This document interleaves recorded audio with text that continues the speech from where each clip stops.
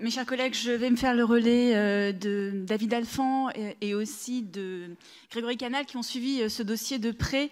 Je voulais quand même vous rappeler que lorsque je vois que sur une délibération, il y a justement 5 amendements et 3 sous-amendements, je me dis qu'il y a en effet un vrai sujet et très peu d'anticipation et encore un dossier qui a été géré à la va-vite.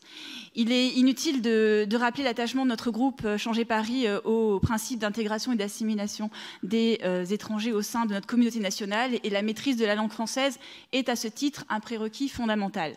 Chaque année, ce sont près de 30 000 personnes qui bénéficient des cours pour adultes de la ville de Paris, dont un tiers sont inscrits dans les cours de langue français, justement langue étrangère, ce qui permet d'apprendre notre langue, quel que soit le niveau d'ailleurs de départ, de l'alphabétisation à un niveau professionnel. Ces cours s'inscrivent dans une tradition historique à Paris qui remonte au XIXe siècle et qui ont toujours eu leur place dans notre capitale depuis. Les Parisiens les apprécient particulièrement et les reconnaissent pour leur qualité. Ils ont su, au fil des années, s'adapter et évoluer aussi au public accueilli. Nous sommes particulièrement attentifs à ces cours, non seulement parce qu'ils sont réputés et qu'ils participent à l'image de notre ville, mais aussi parce qu'ils sont un levier d'intégration et d'assimilation indispensable à une époque marquée par l'arrivée de nombreux étrangers, dont nous ne pouvons que remarquer bien trop souvent les difficultés d'intégration, et tout particulièrement dans notre ville. Ces cours ne se limitent pas d'ailleurs à la langue, mais aussi cherchent à transmettre les valeurs de la France. Ce sont autant de raisons, mes chers collègues, qui auraient dû vous conduire à une grande vigilance quant à leur maintien et à leur pérennisation. Comme vous le savez, ces cours reposent pour une part non négligeable sur plus des 150 professeurs de la ville de Paris contractuels. Après 2 vagues de titularisation en 2007 et 2014, et après avoir été rebaptisé Service des cours d'adultes de Paris, dans le cadre d'une refonte au sein de la direction des affaires scolaires, force est de constater que rien n'a été fait pour régler leur situation. Ce sont autant d'occasions manquées d'ajuster le statut des professeurs concernés et rien n'a été fait. Je vous ai entendu, Monsieur Bloch, déplorer la loi de transformation de la fonction publique. Mais enfin, je vous rappelle que cette loi, elle a été adoptée en août 2019. Il y avait donc 2 ans et demi pour l'appliquer.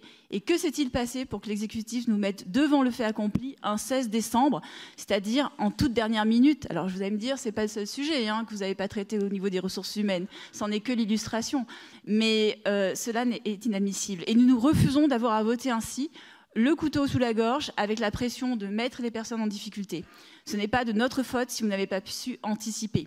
Nous regrettons l'inaction et la passivité de votre exécutif pendant 2 ans et demi. Nous attristons aussi sincèrement de la régularité de ce type de situation. Nous voici en effet de nouveau devant un avatar des difficultés que nous observons déjà, en effet, comme je vous l'ai dit, depuis un certain temps.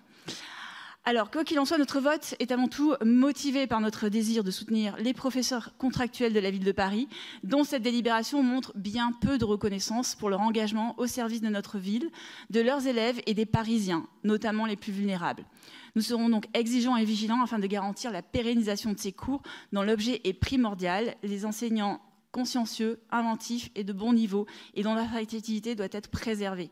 Alors, nous voterons favorablement l'ensemble des amendements proposés par les groupes communistes.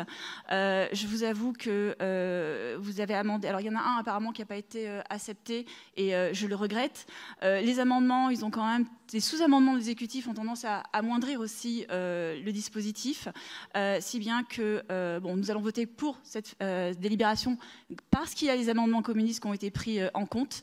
Donc voilà notre position de vote. Je regrette qu'il y en ait en effet un qui n'ait pas été pris, mais nous aurons peut-être l'occasion de revenir dessus. Merci.